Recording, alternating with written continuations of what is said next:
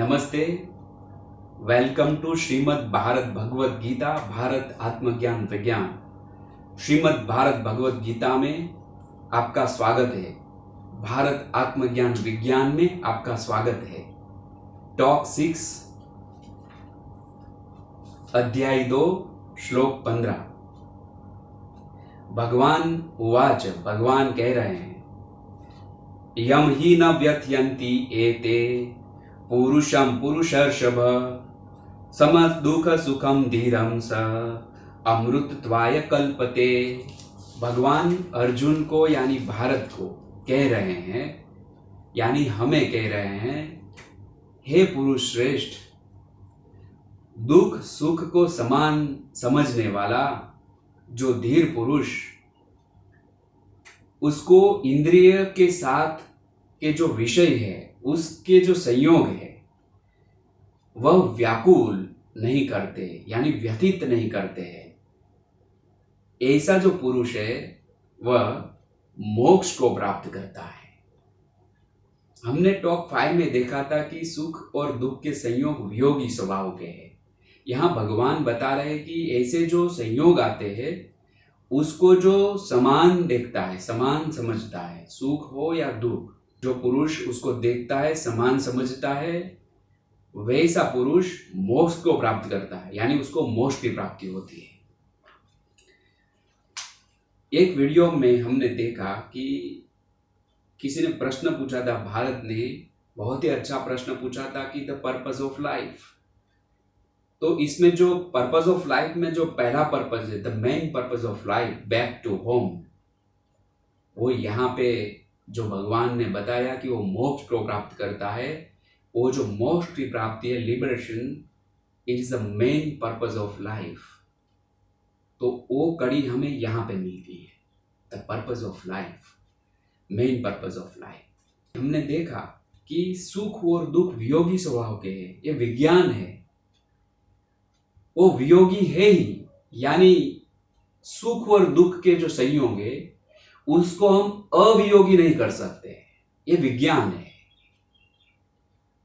H2O यानी पानी, कोई भी विज्ञान बदला नहीं जा सकता है। Gravitational force E = mc²।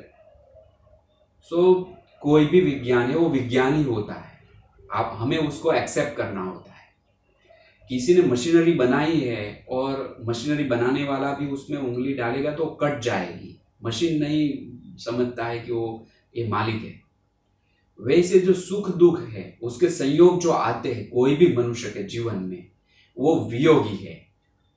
ये सिद्धांत है, ये वैज्ञानिक सिद्धांत है। तो टॉप 5 में जो हमने देखा था, संयोग और सुख दुख के संयोग वियोगी स्वभाव के हैं।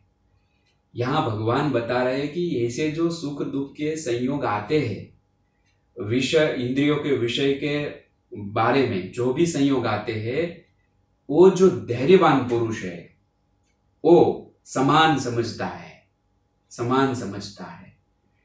ऐसा जो पुरुष है वो मोक्ष की प्राप्ति करता है, यानी पहला जो मेन पर्पस ऑफ लाइफ वो अचीव कर लेता है। यानी अभी एक्सरसाइज, हमें होमवर्क वो हुआ कि हमें कैसे करना चाहिए, राइट।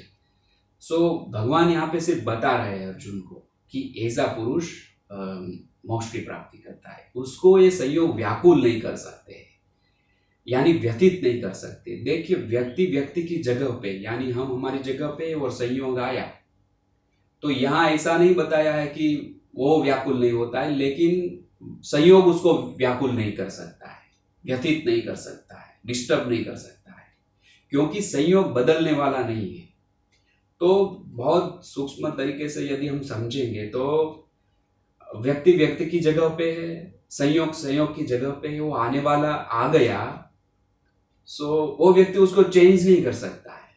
तो यदि चेंज नहीं कर सकता है तो क्या होगा कि संयोग उसके ऊपर हावी हो जाएगा, सुख या दुख का संयोग। यहाँ भगवान बता रहे हैं कि जो समान दृष्टि से देखता है जो व्यक्ति, उसको सुख आए या दुख को, उसको ये संयोग व्यथित व्याकुल नहीं कर सकता है। तो अल्टीमेटली जो व्यक्ति है उसके अंदर एक बात आई कि समझ अंदर से बदलनी है। संयोग जो आ गया उसको चेंज नहीं कर सकते। तो व्यक्ति को समझ बदलनी है, दृष्टि बदलनी है। वो दृष्टि विज्ञान की दृष्टि से, विज्ञान से दृष्टि आ सकती है, देखने की दृष्टि, समझने की दृष्टि। तो अध्याय 2 श्लोक 15 में हमने देखा कि कोई भी धैर्यवान पुरुष, यानी पुरुष यहाँ पे जो शब्द है वो जेंडर की यानी हम जो लिंग बोलते हैं स्त्री पुरुष, उसके संदर्भ में नहीं है, पुरुष आत्मा के संदर्भ में है। तो पुरुष यानी कोई व्यक्ति, मनुष्य, वो समझना है। स्त्री पुरुष कोई भेद नहीं है, कोई भेद नहीं है, इक्वालिटी है। तो एक कोई व्यक्ति है तो वो समान तरीके से देखेगा तो उसको वो संयोग व्याकुल नहीं करेगा। आजकल जो डिप्रेशन, चिंता, भय सबको लगता रहता है, अभी कोरोना का माहौल भी है, देखिए संयोग आया, कोरोना का संयोग है, राइट। वो वियोगी स्वभाव का है, वो चले जाने वाला है, अवश्य चले जाएगा, क्योंकि ये सिद्धांत है। तो जो धैर्यवान पुरुष यानी स्त्री पुरुष, मनुष्य, उसको ऐसा देखेगा कि ये चले जाने वाला है, तो वो संयोग उसको व्यतीत नहीं कर सकता है। ये गीता के श्लोक से, सिर्फ अध्याय 2 15वां श्लोक से यदि हम देखें तो ये पूरे विश्व का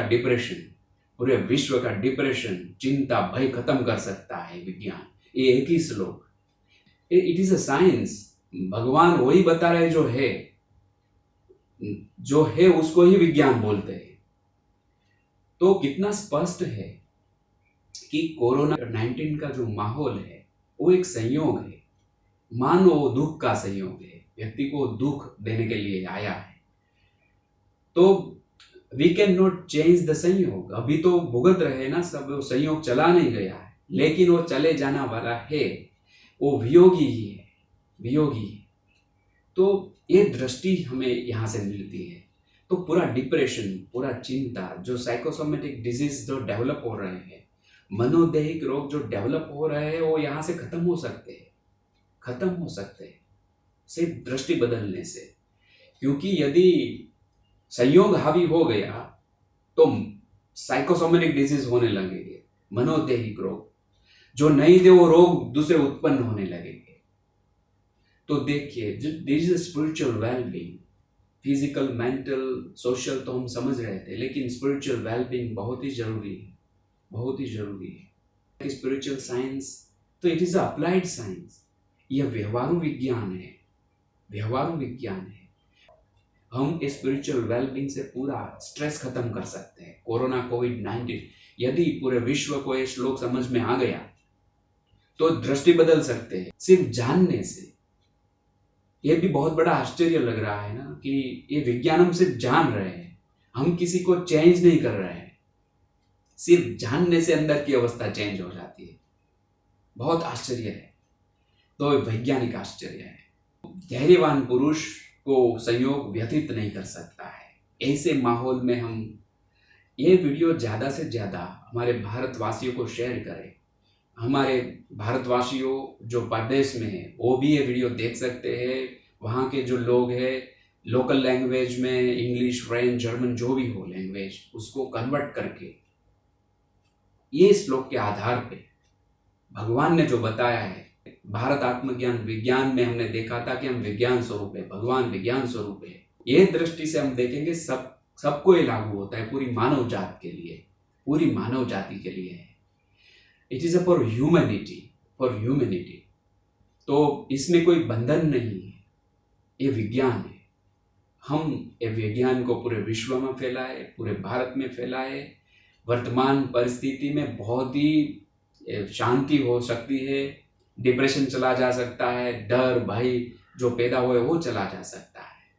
ऐसा हम जरूर करें, दूसरों को मदद करें। थैंक यू, प्रणाम। अगली बार हम टॉक 7 में मिलेंगे। तब तक नमस्ते, वंदे भारत मातरम।